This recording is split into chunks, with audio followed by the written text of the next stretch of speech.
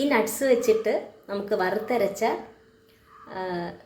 അണ്ടിപ്പരിപ്പ് കറി ഉണ്ടാക്കാം. എൻ്റെ കൈക്ക് 2 പിടി നട്ട്സാണ് എടുക്കുന്നത്. ഇത് നന്നായിട്ട് കഴുകിയിട്ട് ഒരു 10-15 മിനിറ്റ് വരെ കുതിർത്താനായിട്ട് വെക്കാം. ആ സമയം പാൻ ചൂടാവുമ്പോൾ ഇതിലേക്ക് 2 പിടി തേങ്ങ ചിരകിയതാണ് ഇട്ട് കൊടുക്കുന്നത്. ഇത് നന്നായിട്ടൊന്ന് വറുത്തെടുക്കണം. മീഡിയം ഫ്ലെയിമിലാക്കി കൊടുത്ത് എല്ലായിടത്തും ഒരു ബ്രൗൺ നിറമാകുന്നതിൽ വറുത്തെടുക്കുക. ഇതിപ്പോൾ എല്ലായിടത്തും ആയിട്ടില്ല, എന്നാലും കുഴപ്പമില്ല.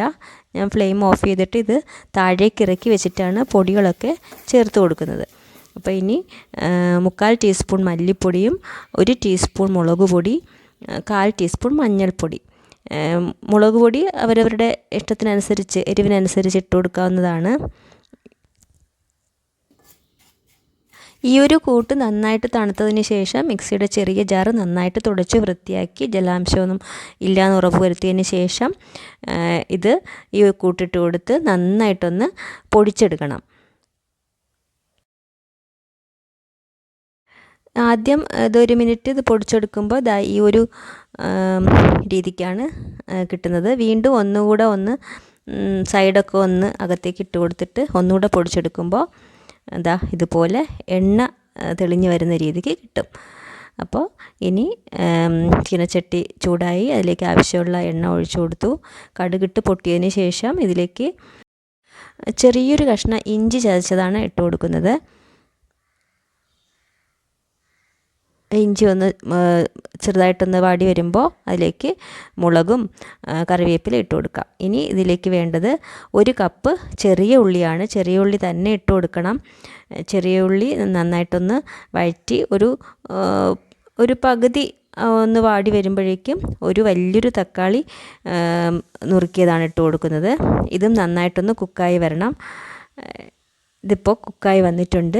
ഇനി ഇതിലേക്ക് ആവശ്യത്തിനുള്ള വെള്ളമാണ് ഒഴിച്ചു കൊടുക്കുന്നത്. ഞാനിവിടെ 1.5 കപ്പ് വെള്ളം ഒഴിച്ചു കൊടുത്തിട്ടുണ്ട്. നമ്മുടെ കറിക്ക് ആവശ്യമായ വെള്ളം ഒഴിച്ചു കൊടുക്കാം. ഇനി ഇത് വെള്ളം തിളച്ച് വരുമ്പോൾ നേരത്തെ അരച്ച തേങ്ങയുടെ കൂട്ട് ഇട്ട് കൊടുക്കാം.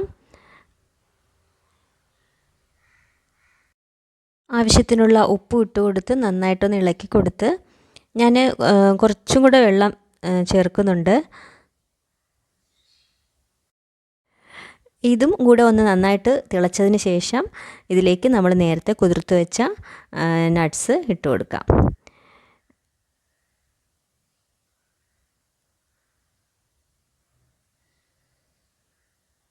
ഇനി ഇത് മൂടി വെച്ച് ഒരു 10 മിനിറ്റ് ഒന്ന് കുക്ക് ചെയ്യാം ചെറിയ ഫ്ലെയിമിൽ. ഇതിപ്പോൾ നന്നായിട്ട് കുക്കായിട്ടുണ്ട്. നന്നായിട്ട് കറിയൊക്കെ തിളച്ച് നന്നായിട്ട് കുക്കായിട്ടുണ്ട്. അപ്പോൾ ഇത്രയേ ഉള്ളൂ നമ്മുടെ വറുത്തരച്ച അണ്ടിപ്പരിപ്പ് കറി.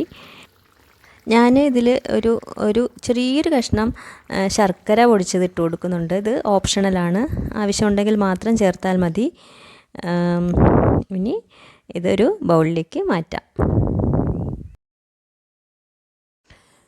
അപ്പോൾ നമ്മുടെ ഈ വറുത്തരച്ച അണ്ടിപ്പരിപ്പ് കറി ഒരു ബൗളിലേക്ക് മാറ്റിയതിന് ശേഷം ഇതിൻ്റെ രുചിയും മണവും ഒന്നുകൂടെ കൂട്ടുന്ന ഒരു സംഗതിയാണ് നെയ്യ്.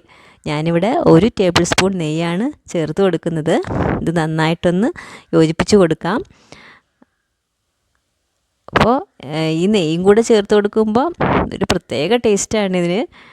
അപ്പോൾ ഇനി ഉച്ചയൂണിന് കുറച്ച് ക്യാരറ്റ് തോരനും ഒരു ചെറിയ മീൻ പൊരിച്ചതും പിന്നെ നമ്മുടെ പ്രധാനപ്പെട്ട വറുത്തരച്ച അണ്ടിപ്പരിപ്പ് കറി.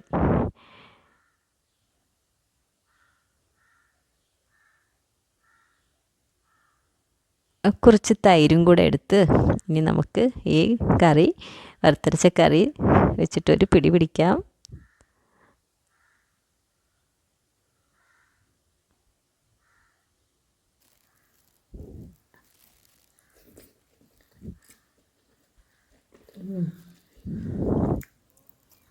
ശരിക്കും പറയാണ് കേട്ടോ, നല്ല ടേസ്റ്റാണ് ഈ കറിക്ക്.